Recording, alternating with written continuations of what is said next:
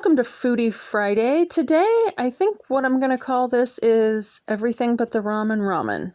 So, we eat a lot of Oriental type dishes around here.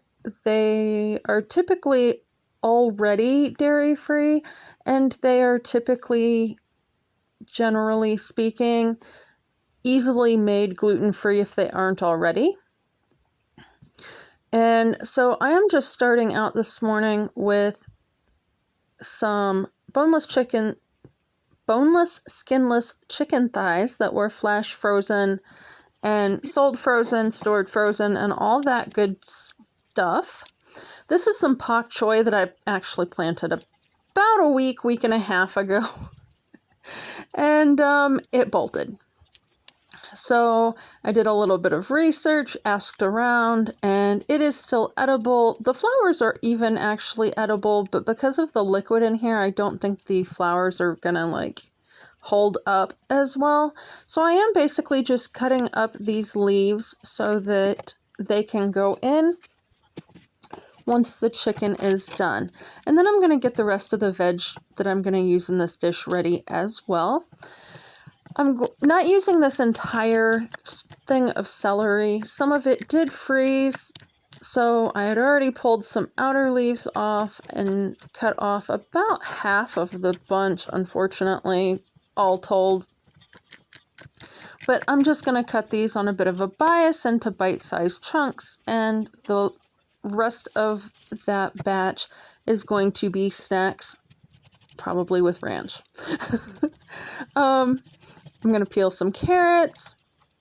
This is really kind of turning into a clean out the refrigerator, make sure I get everything used up dish.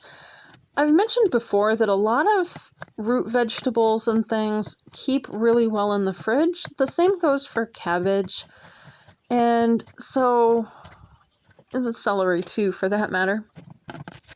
So these vegetables work really well for me because they don't really develop a whole lot of histamine if they're kept in the fridge, and they do keep well.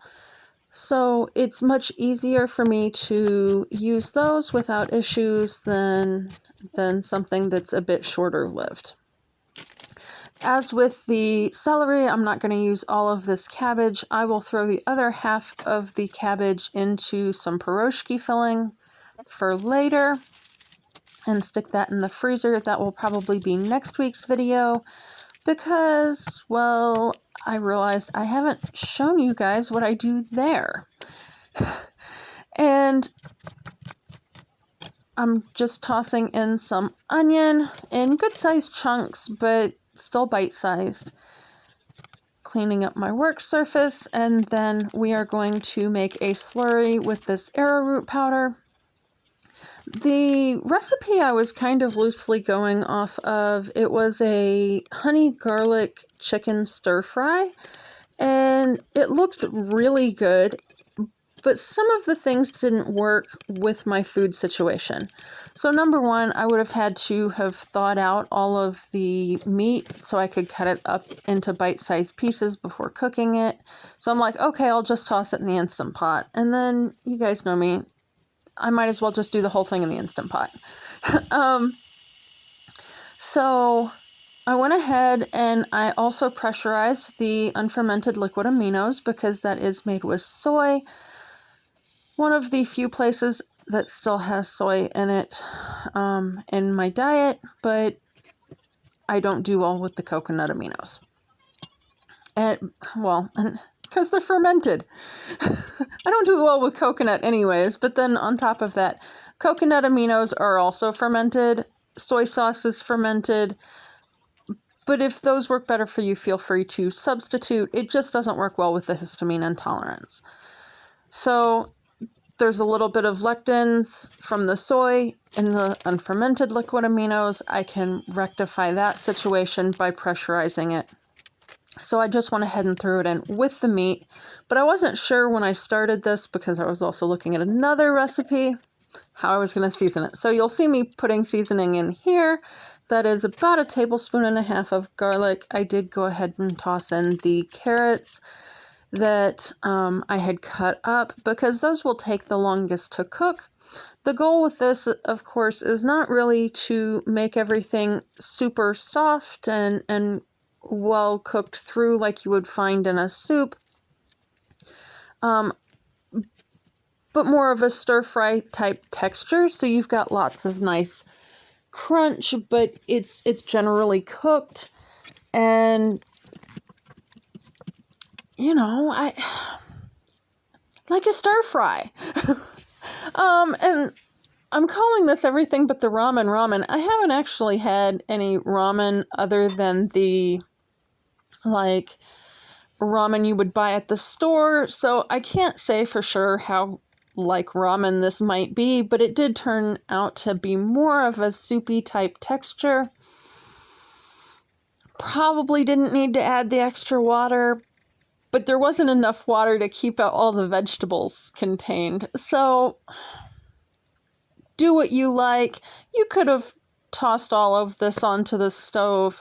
I just don't like dirtying pans because that stresses me out. And I am sorry about the way this looks. The reason it has that kind of pixelated look on top is because the fat from the chicken. I just tossed all of this into what is essentially chicken stock after the chicken cooked.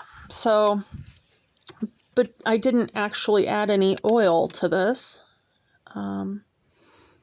And of course I threw in the cabbage and the leaves from the pak choi at the last bit of it. So I'm just going to let this cook for a little bit, get those carrots cooked a little bit through so they're not completely raw. And you guys know me, I don't like dishes, but I had needed the 1 spoon for the garlic. I made more dishes with this than I would have liked to. And then I kind of have a little area over there that has less stuff in it so I can actually get it stirred up. And that way it doesn't form any lumps before I stir it into the rest of the dish. And then I'm going to break up this chicken into bite-sized pieces as I put it back. It, of course, already has a bunch of the flavor from cooking with the liquid aminos and the honey to begin with. But we want it to pick up some of that garlic and onion as well. And of course we don't want to get it too cold, but oh my word, was it hot. My fingers are not used to that anymore. So this is it. Super yummy. Supper's ready.